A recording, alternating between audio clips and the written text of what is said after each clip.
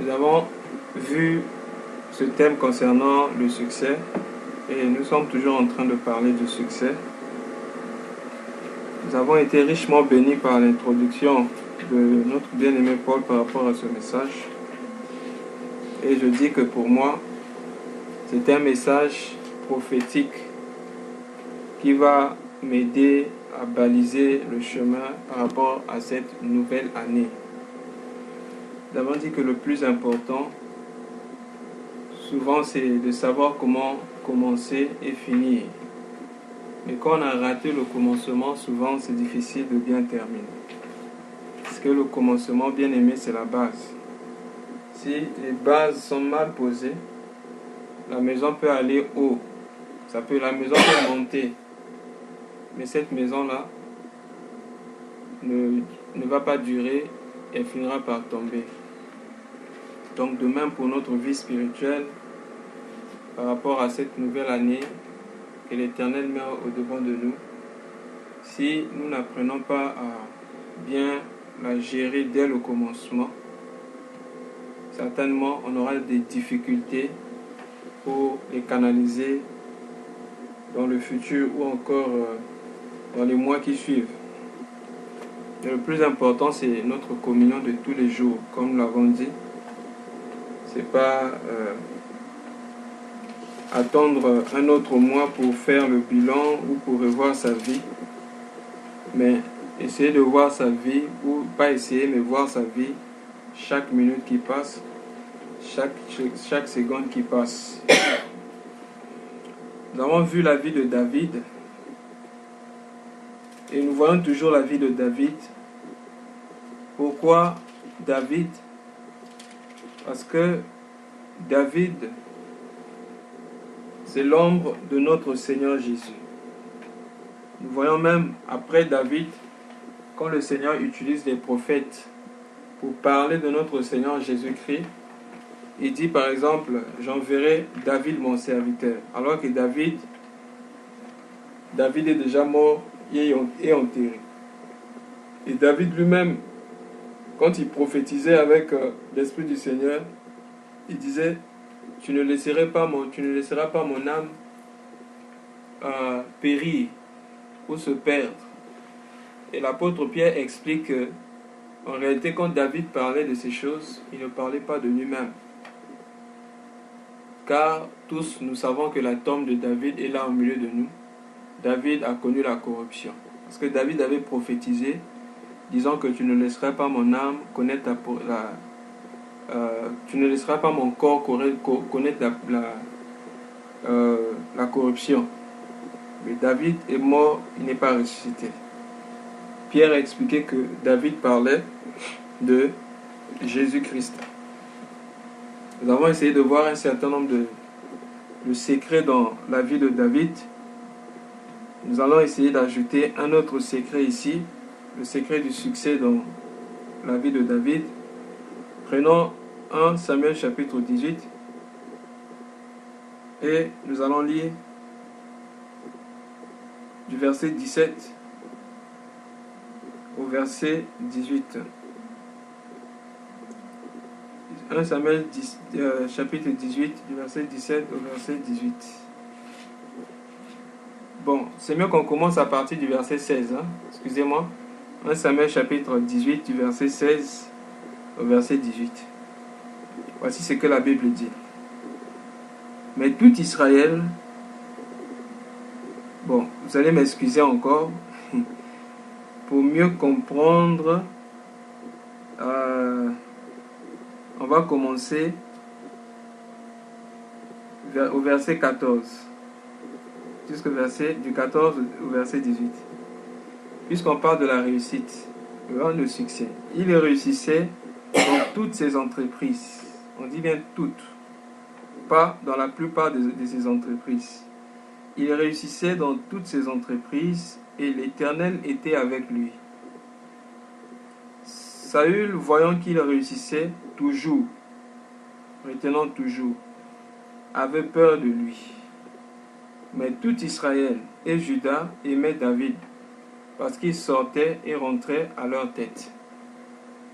Saül dit à David, Voici, je te donnerai pour femme ma fille aînée, Mérab. Sers-moi seulement avec veillance et soutiens les guerres de l'Éternel. Or, Saül se disait, je ne veux pas mettre la main sur lui, mais que la main des Philistins soit sur lui. David répondit à Saül, qui suis-je et qu'est-ce que ma vie? Qu'est-ce que la famille de mon père en Israël pour que je devienne gendre du roi? Amen. Par rapport aux Écritures que nous venons de lire, nous pouvons aussi, bien aimés, retenir un certain nombre de choses par rapport à la vie de David qui peuvent nous aider pour connaître le succès comme David. Je voulais rappeler que si David était allé combattre Goliath, ce n'est pas parce qu'il avait voulu aller de lui-même, mais David était allé sous l'ordre de son père. Bien aimé, si nous voulons connaître le succès, il est important que nous bougeons par rapport à l'esprit, c'est-à-dire par rapport à Dieu. Nous devons aller lorsque Dieu nous demande d'aller. Nous ne devons pas aller de nos propres grés, par nos propres décisions, ou parce que nous sentons quelque chose. Mais nous devons aller lorsque Dieu nous demande d'aller. Nous devons faire parce que Dieu nous a demandé de faire, pas parce que nous pensons que c'est bien de faire. La bonne volonté ne suffit pas pour faire quelque chose. Mais il faut être la bonne personne, être au bon endroit et le bon moment. C'est très important. Nous pouvons voir le cas de David ici. Pour qu'il aille vers Goliath ou combattre Goliath, il a fallu que son père l'appelle d'abord. Il a dit, mais voici, il est venu vers son père et ensuite son père avait envoyé David. Nous pouvons voir aussi, dans le cas d'Abraham, c'était la même chose. Il n'est pas allé sacrifier Isaac parce qu'il sentait qu'il fallait aller sacrifier Isaac, mais il fallait que son père l'appelle. Et c'est lorsqu'il a reçu l'appel de son père qu'il pouvait aller servir le Père, faire la volonté du Père. Nous pouvons aussi le voir bien aimé dans la vie de Joseph. Joseph avait reçu plusieurs visions. Il avait vu plusieurs visions venant de l'Éternel. Mais pour que ces visions-là s'accomplissent dans la vie de Joseph, il a fallu que le Père appelle Joseph. Et Joseph avait dit, mais voici. Ensuite, le Père avait envoyé Joseph pour visiter ses frères, voir si ses frères se portaient bien. Comme ici dans le cas de David, le père avait envoyé David pour voir comment se portaient ses frères. Et c'est lorsqu'il est parti pour voir comment se portaient ses frères qu'il fut jeté dans le trou par rapport à Joseph. Il a été jeté dans le trou. Ensuite, quand il est sorti du trou, vendu auprès des Amalécites. Ensuite, après avoir été vendu chez les Amalécites, il est parti vendu chez Potiphar. Après chez Potiphar, il est allé en prison. Après la prison, il est monté sur le trône. Donc, bien aimé, nous allons connaître le succès lorsque nous allons faire ce que Dieu nous a demandé de faire.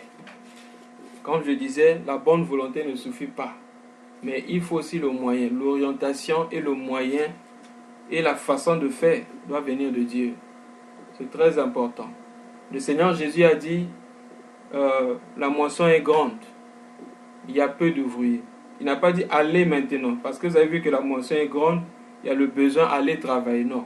Il a dit demandez au maître de la moisson afin que le maître de la moisson puisse envoyer des serviteurs. C'est ainsi que nous pouvons voir, bien aimé, les 4 commandes de Paul. Lorsque Paul pose ces 4 commandes, il répète la même chose. Prenons Romains chapitre 10. Dans Romains chapitre 10, nous voyons les commandes de Paul. La Bible dit dans Romains chapitre 10.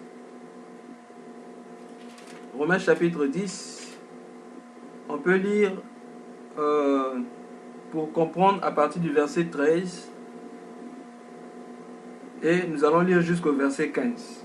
Romains 10, 13 à 15. La Bible dit, car quiconque invoquera le nom du Seigneur sera sauvé. Voilà le premier comment. Comment donc invoqueront-ils celui en qui ils n'ont pas cru? Comment, deuxième comment, comment croiront-ils en celui dont ils n'ont pas entendu parler? Troisième comment entendront-ils parler s'il n'y a personne qui prêche?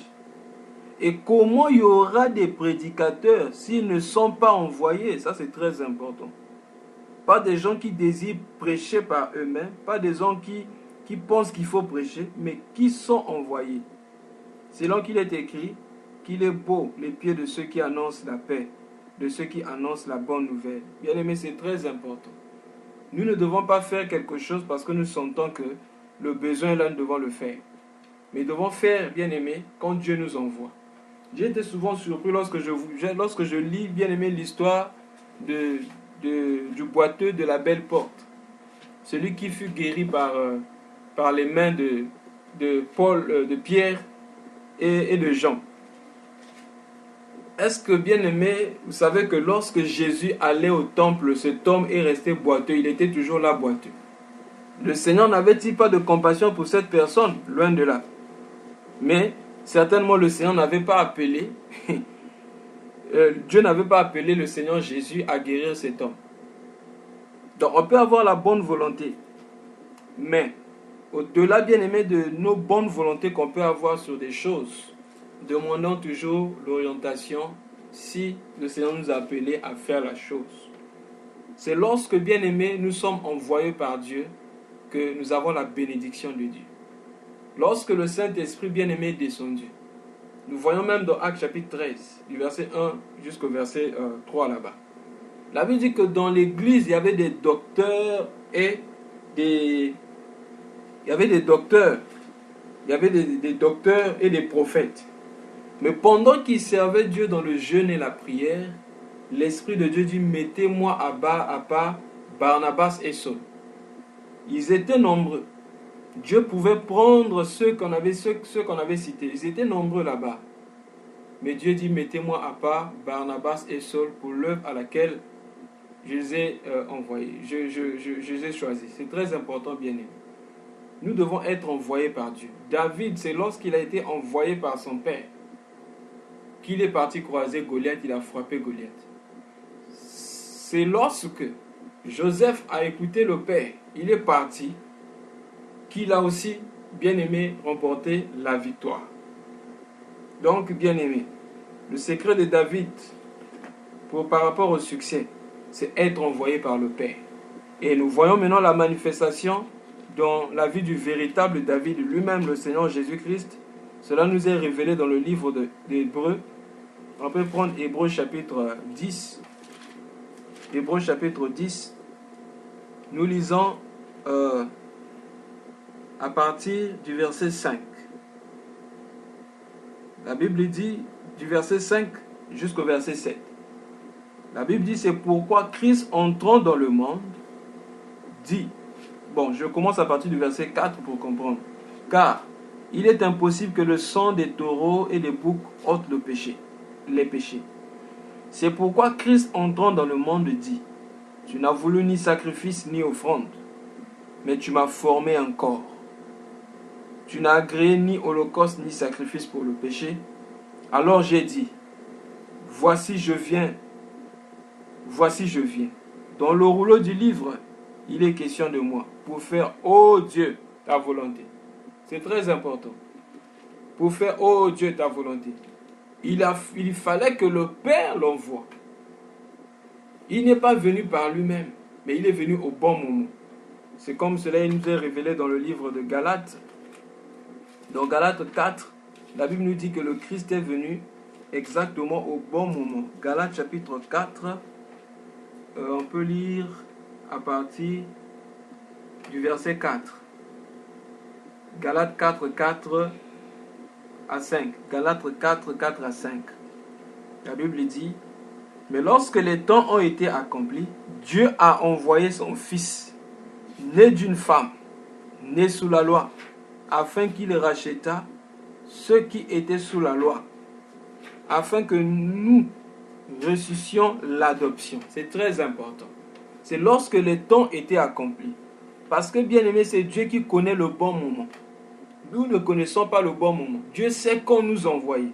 Mais si nous voulons aller par nous-mêmes, pensons que nous sommes plus compatissants que Dieu, ou que vraiment Dieu ne voit pas. Vous savez, lorsque nous partons sans que Dieu nous envoie, c'est comme si on voulait dire que Dieu ne réfléchit pas bien. Dieu n'a pas de compassion pour ses âmes perdues. Dieu ne réfléchit pas bien, donc c'est à nous de faire. Non, bien aimé. Nous devons attendre, parce que c'est seul Dieu qui connaît le moment et qui connaît qui envoyer. Dans quel terrain envoyer qui. C'est très important. Donc David, nous voyons là dans la vie de David quelque chose que nous pouvons retenir. Être envoyé par le Père. Nous avons déjà parlé de la promptitude. Lorsque le Père l'a envoyé, David n'a pas hésité. David est parti très tôt le matin. Parce qu'il devait accomplir ce que le Père lui disait de faire. Alors nous voyons ici une autre chose. Ce que nous venons de lire dans 1 Samuel chapitre 18. La Bible dit que à partir du verset 16, mais tout Juda et Israël aimaient David. Pourquoi tout Juda et Israël aimaient David? Parce qu'il sortait et rentrait à la tête, à leur tête. Alors ça c'est pour ceux qui aspirent ou qui sont responsables. Comme je disais, le véritable David qui est allé à la tête de tous, c'est Jésus-Christ. Dans Actes chapitre 1, verset 1, la Bible dit, quand Luc écrit, il dit, je vous écris, je t'écris, ancien, sur les choses que Jésus a commencé à faire et à enseigner. Le responsable, c'est celui qui fait et les autres le suivent. C'est très important. Il n'enseigne pas ce qu'il n'a pas fait. Si nous prenons Juge chapitre 7, à partir du verset 17, il leur dit, vous me regarderez et vous ferez comme moi. Dès que j'aborderai le camp, vous ferez ce que je ferai. C'est très important.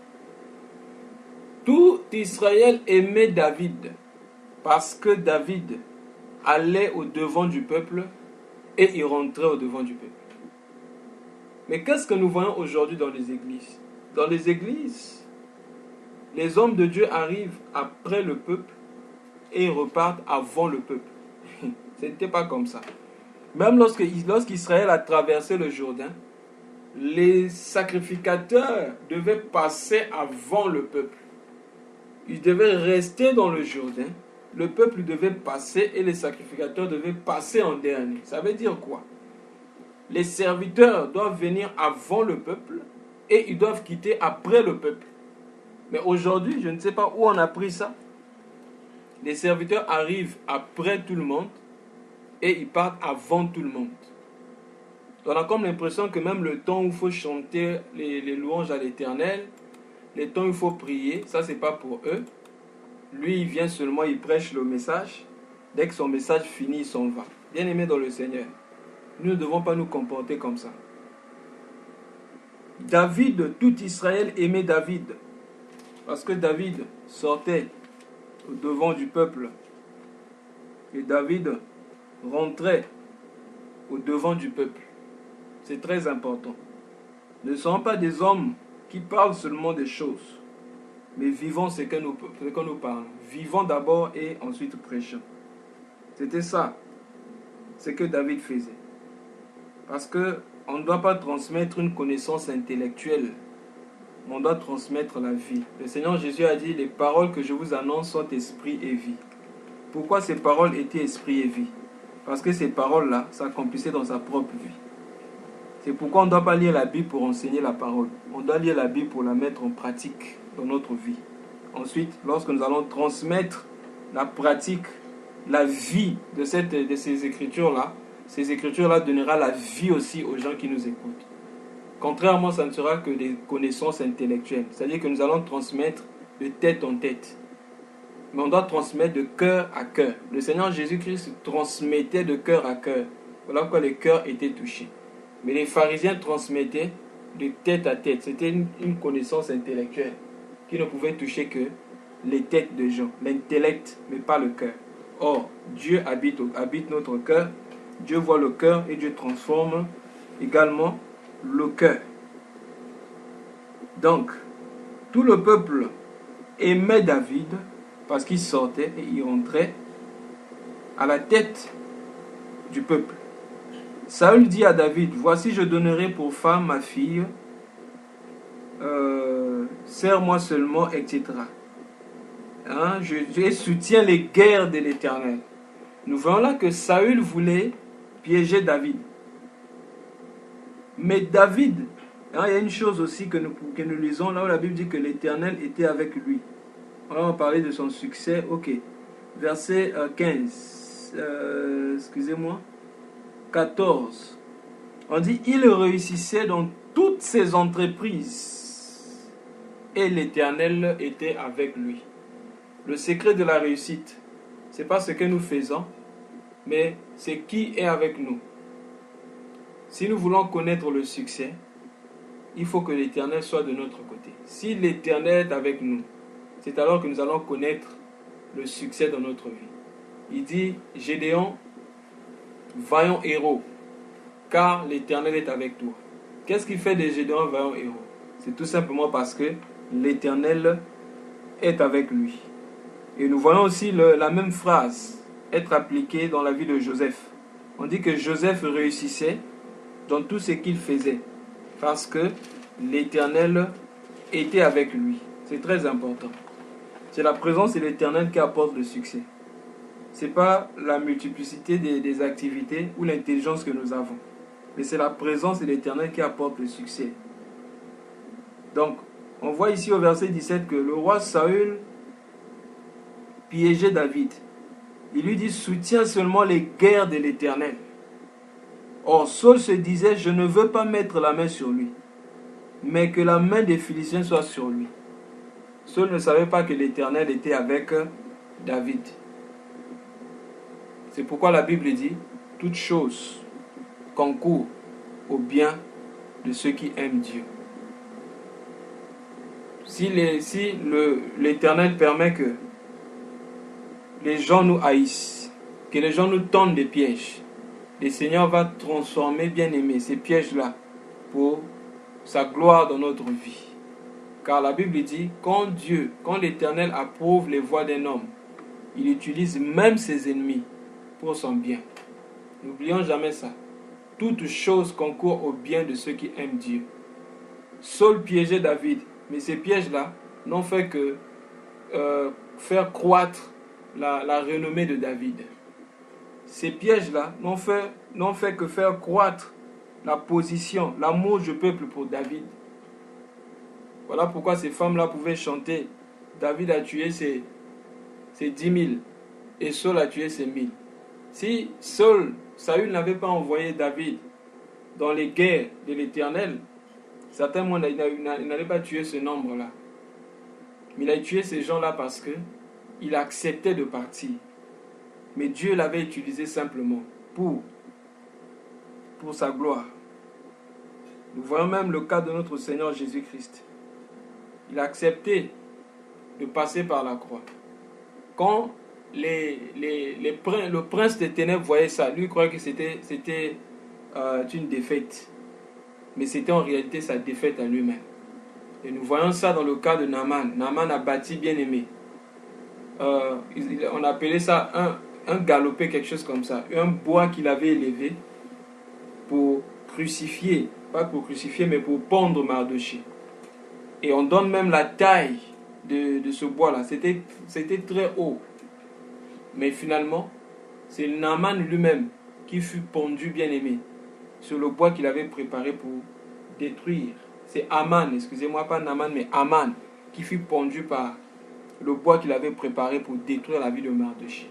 C'est pourquoi, bien-aimé dans le Seigneur, regarde toutes ces choses, quand même l'Éternel peut permettre que les hommes soient contre toi. Ne t'en fais pas. Ne garde pas rancune. Ne garde pas l'amertume, mais remets tout à Dieu. Car la Bible dit, à moi la vengeance, à moi la rétribution. Donc c'est comme ça, bien-aimé. que nous devons fonctionner avec le Seigneur. Alors nous voyons ici David dire à Saül, qui suis-je? Et qu'est-ce que ma vie? Qu'est-ce que ma famille? Qu'est-ce que la famille de mon père en Israël pour que je devienne le gendre du roi? Si nous voulons connaître le succès, nous devons toujours avoir ce sentiment-là d'incapabilité, d'incapacité devant les situations. Le sentiment d'être faible sans le Seigneur. Le sentiment de ne pouvoir rien atteindre sans le Seigneur. Le Seigneur Jésus a dit dans Jean chapitre 15, verset 5, « Sans moi, vous ne pouvez rien faire. » Dieu, en effet, aime utiliser ceux qui sont incapables. Dès que l'homme se sent capable, bien aimé, Dieu le laisse, de peur que l'homme se glorifie. Mais c'est lorsque nous sommes incapables que Dieu peut nous utiliser. C'est comme Moïse a dit, « Je ne sais pas parler », que Dieu pouvait l'utiliser, bien aimé, pour délivrer Israël. Mais quand il avait 40 ans, quand il était puissant en parole et en acte, comme cela est révélé dans Actes chapitre 7, on dit que Moïse était instruit selon la sagesse égyptienne. Et il était puissant en parole et en acte. Quand il était puissant en parole et en acte, Dieu ne pouvait pas l'utiliser. De peur qu'il se glorifie et qu'il nous dise que c'est à cause de la connaissance des tactiques de guerre de l'Égypte ou encore de la connaissance égyptienne que j'ai pu libérer le peuple de Dieu. Et que la gloire revienne soit à Moïse ou à la connaissance de l'Égypte. Dieu l'utilisa à quel moment? Lorsque David, et plutôt Moïse, était incapable de parler. Celui qui était puissant en parole, lorsqu'il est devenu faible en parole, c'est en ce moment-là que Dieu pouvait l'utiliser. Donc, bien-aimés dans le Seigneur, si nous voulons réussir, soyons des hommes qui savent qu'ils ne peuvent rien faire. Quand nous pouvons faire, en réalité, c'est là même que nous n'avons rien à faire, bien-aimés, en ce qui concerne les choses de Dieu. Mais souvent, bien-aimés, cette attitude de penser que nous sommes capables de faire peut naître à un moment donné dans notre vie chrétienne. Mais nous devons toujours lutter contre cet esprit-là. Je me rappelle, dans les premières années, quand on me donnait la chair, bien-aimé, je tremblais, je priais, Seigneur, je passais mon temps, je cherchais la face de Dieu. Malgré de la vie, c'est comme si j'étais devenu expert en enseignement. Je sais, je vais seulement parler. Bien-aimé, ce sentiment-là, c'est pas bien. Dans les choses de Dieu, nous devons toujours chercher Dieu, de peur de devenir religieux. On ne doit jamais être expert dans les choses de Dieu. On ne doit pas être des prédicateurs qui ont déjà des enseignements. Or, moi, j'ai déjà mon enseignement. J'ai déjà des enseignements. Si on me donne tel enseignement, je sais que j'avais écrit ça dans tel cahier, je vais prendre le cahier. Bien aimé, quand on fait ça, on s'est déjà éloigné de Dieu. Celui qui a déjà des enseignements, celui qui a déjà des messages, c'est quelqu'un qui n'a pas de message en réalité. Parce que Dieu nous donne le message quand nous n'avons pas de message. Venons à Dieu tel que nous sommes. Venons à Dieu vide, même si c'est un message bien-aimé que nous avons déjà prêché, qui a béni les gens bien-aimés. Venons à Dieu vide, comme si on n'avait pas de message. C'est ainsi que Dieu va nous utiliser puissamment. Ne venons pas à Dieu comme des gens qui connaissent déjà. Donc voilà pourquoi nous devons toujours bien aimer, si nous voulons connaître le succès dans tout ce que nous faisons. Venons toujours à Dieu comme des gens qui ne connaissent pas. Et cela va aussi nous aider, même lorsque nous écoutons quelqu'un parler sur des choses, peut-être que nous pensons connaître, nous aider à recevoir encore d'autres choses de Dieu. Parce que souvent on peut donner par exemple le thème sur la foi. Alors nous pensons avec notre intelligence limitée, sur la foi, je connais la foi. Or quoi? Sur la prière, je connais déjà. Bien aimé. Si nous venons avec cette attitude, nous n'allons jamais connaître quelque chose de Dieu. Je dois aller, bien aimé, comme quelqu'un qui ne connaît pas. Comme quelqu'un qui est vide, qui veut recevoir de Dieu. C'est ainsi que nous pourrons, bien aimé, connaître les choses de Dieu et être utilisés par Dieu, avec la force de Dieu seulement. Dieu veut nous utiliser avec sa force, pas avec notre force. Dieu n'aime pas, bien aimé, lorsque nous venons avec notre propre force, quand il s'agit surtout des choses de Dieu. Voilà pourquoi le danger surtout, dans les écoles théologiques, ce sont des messages déjà connus. C'est-à-dire que c'est un message donné à l'école. Quand c'est tel message, prenez tel message, commencez par là, arrêtez-vous là. Voilà pourquoi, de jour au jour, il n'est pas rare de voir des prédicateurs qui sont attachés au papier qu'il a préparé, le papier du message. Bien aimé. Quelquefois, quand Dieu nous a donné des choses, on a écrit tout ça là, mais on doit être connecté à l'esprit, pas au papier. Parce que l'esprit peut nous conduire, bien aimé, à autre chose. Bien que nous avons écrit, c'est pas mauvais d'écrire, c'est pas mauvais de préparer des messages. On peut écrire, c'est bien, mais ne devons pas être attachés au papier. Parce que le message que nous avons écrit peut être, bien aimé, un message que le Seigneur nous donne pour un autre jour. Ou encore la première partie, le début du message c'est pour ce jour-là. Mais le reste c'est pour un autre jour. Mais si nous sommes collés au papier, bien aimé, nous allons peut-être parler, dire des choses, des bonnes choses, mais être en dehors de la volonté de Dieu. Le plus important dans le succès, c'est faire la volonté de Dieu.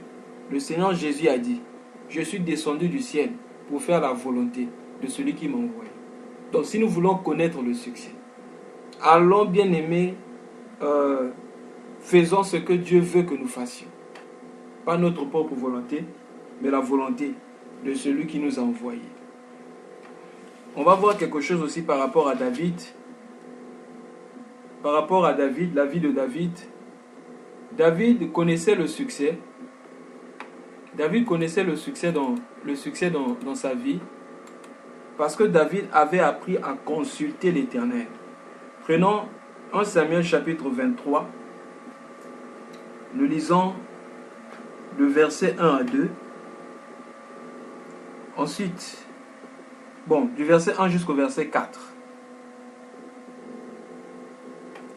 1 Samuel chapitre 23, du verset 1 à 4. La Bible dit, on va dire à David, voici les Philistins ont attaqué Keïla et pillent les airs. David consulta l'Éternel en disant, irai-je et battrai-je ces Philistins? Et l'Éternel lui répondit, va, tu battras les Philistins et tu délivreras. Mais les gens de David lui dirent, voici nous ne sommes pas sans crainte, ici même en Juda. Que serait si nous allons à Keïla contre les troupes de Philistins? Verset 4. David consulta encore l'Éternel, ça c'est très important. Il consulta encore l'Éternel et l'Éternel lui répondit, lève-toi, descends à Keïla, car je livre les Philistins entre tes mains. C'est très important.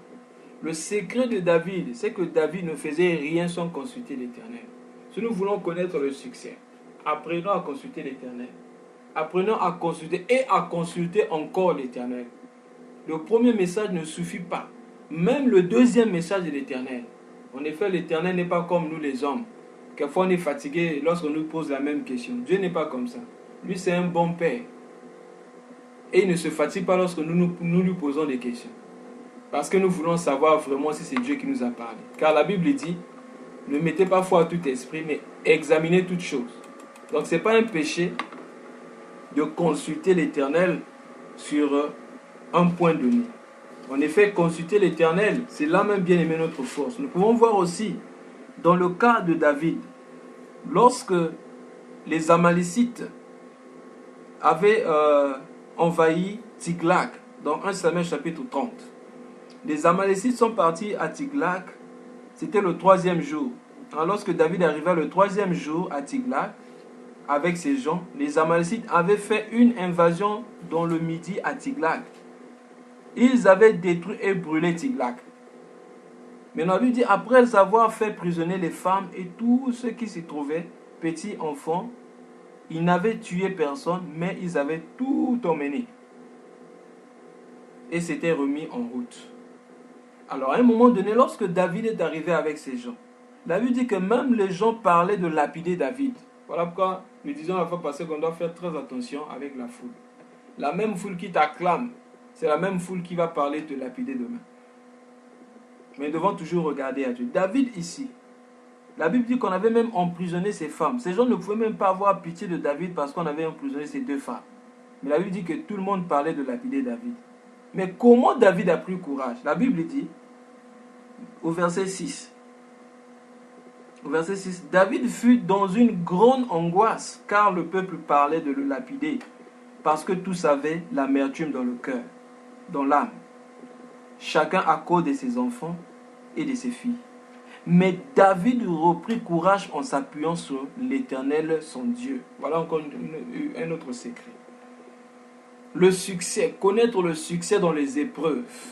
Lorsque les choses ne vont pas, lorsque, bien aimé, l'amertume sera dans notre cœur, bien aimé, on ne sera pas épargné de l'amertume, nous sommes des hommes. Les situations viendront qui pourront, bien aimé, quelquefois peut-être nous pousser, bien aimé, à connaître l'amertume, à avoir l'amertume dans le cœur. Mais pour avoir le succès, la victoire sur l'amertume, une chose, appuyons-nous sur l'Éternel. David s'appuya sur l'Éternel, verset 7, il dit au sacrificateur Abiathar, fils d'Achimélec, apporte-moi les faubes. Abiathar apporta le faube à David. Et qu'est-ce que David fait au verset 8? Et David consulta l'Éternel en disant, poursuivrai-je cette troupe? L'atteindrai-je? L'Éternel lui répondit, poursuis car tu atteindras et tu délivreras. C'est très important. David ne pouvait pas poursuivre un peuple, attaquer un peuple, sans avoir consulté l'Éternel auparavant. Bien aimé, c'est très important. C'est lorsque nous allons apprendre à consulter l'Éternel que nous allons connaître, bien aimé, le succès dans notre vie. Mais si nous ne consultons pas l'Éternel, nous allons connaître des échecs. Pourquoi consulter l'Éternel? Parce que l'Éternel nous connaît mieux que nous-mêmes. Il sait ce qui est bien pour nous. Et il connaît, bien aimé, les tactiques qu'il faut. C'est parce que je ne retrouve pas le passage. À un moment donné, quand David a demandé, quand il a demandé à l'Éternel, quand il a consulté l'Éternel pour attaquer, l'Éternel lui dit d'attaquer. À un autre moment, l'Éternel lui dit de ne pas attaquer par le devant. L'Éternel a changé de tactique. Donc à tout moment, nous devons toujours, bien aimer dans le Seigneur, consulter l'Éternel pour savoir comment nous devons faire. C'est très important. C'est alors que nous aurons le succès. Très souvent, nous pouvons facilement tomber dans le péché lorsque nous cessons, bien aimé, de consulter l'Éternel. Vous savez, à un moment donné de la vie de David, David n'avait pas consulté l'Éternel. À quel moment? Quand il est allé avec la femme d'Uri. En ce moment-là, si David avait consulté l'Éternel pour dire, Seigneur, dois-je appeler Bathsheba? Dois-je demander à Bathsheba de venir dans ma chambre? Certainement, même avant que l'Éternel ne parle, sa conscience lui aurait dit, non David, ce que tu fais là n'est pas normal. Tu ne prendras pas la femme de ton prochain. Mais là, David n'avait pas consulté l'Éternel. Et David, bien-aimé, avait connu, bien-aimé, l'échec. Voilà pourquoi nous lisons dans le livre d'Ésaïe. Si nous pouvons tourner nos Bibles en Ésaïe. Ésaïe chapitre 29. Ésaïe chapitre 29. Et nous lisons le verset 15. Ésaïe chapitre 29, le verset 15. La Bible dit, malheur à ceux qui cachent leurs desseins pour les dérober à l'Éternel, qui font leurs œuvres dans les ténèbres et qui disent, qui nous voit et qui nous connaît? Voilà comment vient la chute, l'échec. Lorsque nous pensons que nous sommes assez intelligents pour faire ce que nous voulons par nous-mêmes, par nos propres forces.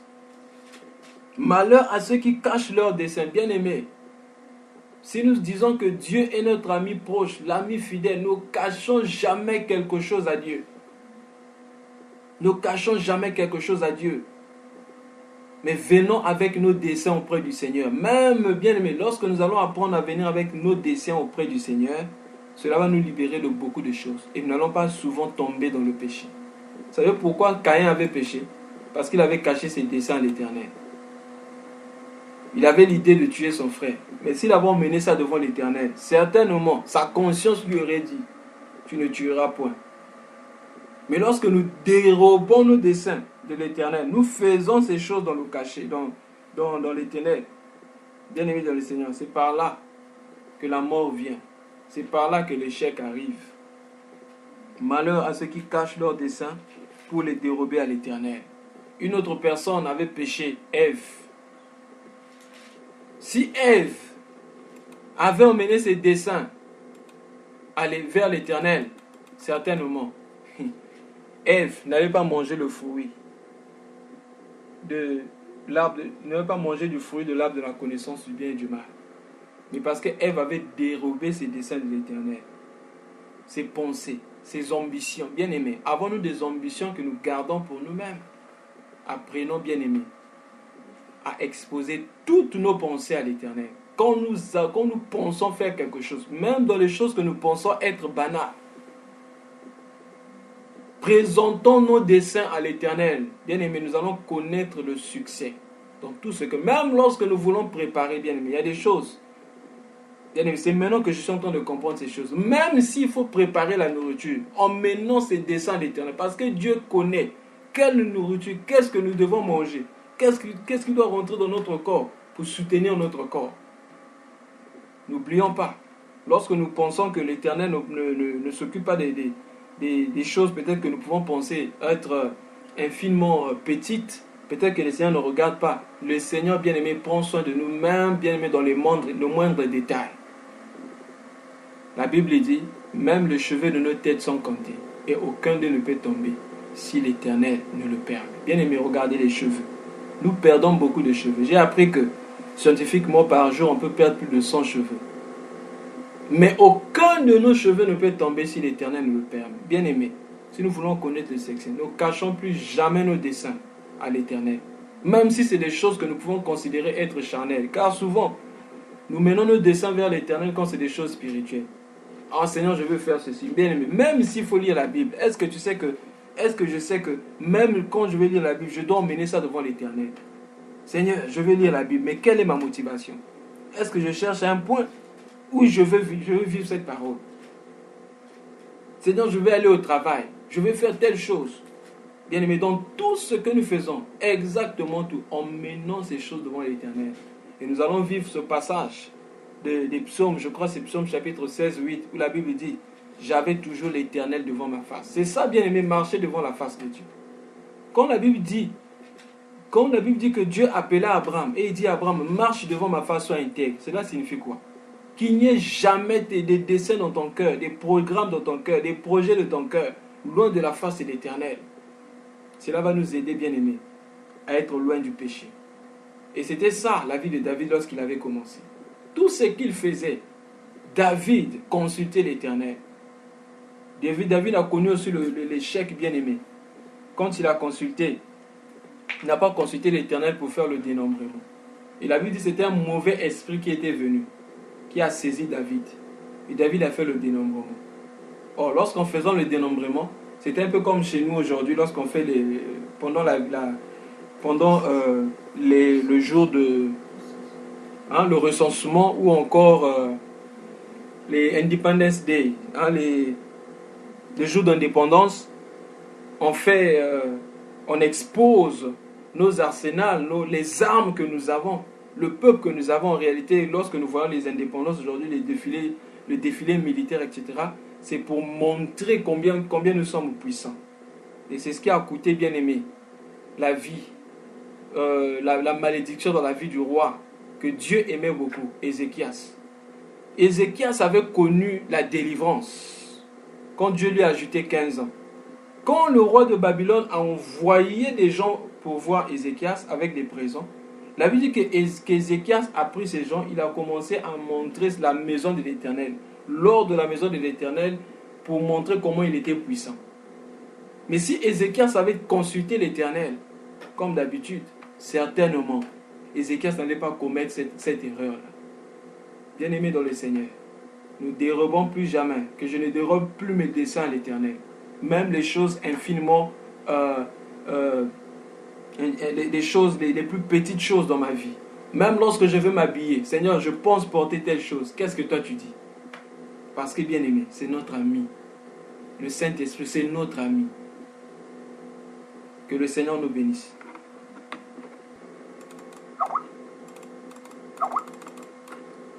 La face de l'Éternel avant de faire un pas dans tout ce qu'il faisait. Nous voulons prier maintenant même, bien-aimés, à partir de maintenant, où nous prions pour le reste de notre vie, que nous puissions dépendre de Dieu en toutes choses, que nous ne puissions rien faire sans dépendre de lui, que nous ne puissions rien engager sans écouter sa voix. Prions le nom du Seigneur Jésus-Christ. Père éternel, Dieu de gloire, merci Jésus. Oui, bien-aimés, nous allons encore prier. On nous a parlé des secrets de la réussite et du succès dans la vie de David.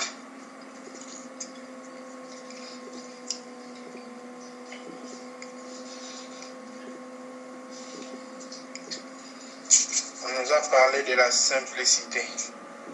Si nous voulons apprendre de Dieu, Dieu bien-aimé, il donne la connaissance aux simples. Très souvent, nous venons auprès de Dieu avec nos bagages, entre guillemets, religieux, spirituels ou des sectes de notre pensée. Bien-aimé dans le Seigneur, le Seigneur cherche des vides pour les remplir. Le Seigneur cherche des nids. Bien-aimé, très souvent, nous avons déjà perdu la crainte de l'Éternel. Nous ne tremblons plus devant celui qu'il est. Voilà pourquoi ce soir, avant de prier pour même la simplicité, avant de prier pour marcher continuellement, se mesurant soi-même pour un zéro, nous allons d'abord prier que Dieu ramène les tremblements et la crainte de Dieu dans nos cœurs, afin que bien-aimé, même pour parler, nous puissions peser nos lèvres et nos langues, afin que bien-aimé, même pour réagir, même pour décider, que nous puissions trembler devant le Créateur. Prions au nom de Jésus-Christ. Père, je me suis habitué avec toi. Éternel, nous allons ensuite prier que Dieu fasse de nous des zéros. Des gens qui ont zéro initiative, zéro capacité, zéro.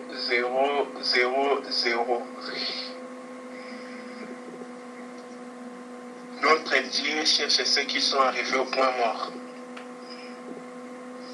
Il y a un homme de Dieu qui dit qu'il est important d'atteindre les rock bottom. Parce que là-bas au bottom, c'est Jésus qui est le rock. Bien-aimé, partout dans nos vies où nous sommes encore quelque chose, où nous pouvons encore quelque chose. Je ne dis pas que avoir une capacité, une grâce que Dieu nous donne pour quelque chose est mauvaise. Mais chaque fois que nous nous appuyons sur cela, bien-aimé, quand l'Éternel n'est plus notre appui, nous sommes loin de bénéficier de sa grâce. Nous voulons prier maintenant que Dieu fasse de nous des zéros à nos propres yeux, afin que nous soyons excellents aux yeux de Dieu. Prions au nom de Jésus-Christ. Père, vois-nous, Seigneur, ce soir. Papa, aie pitié de nous. Oh Seigneur. Bien-aimés, enfin nous allons prier afin que le Seigneur nous aide à confesser la parole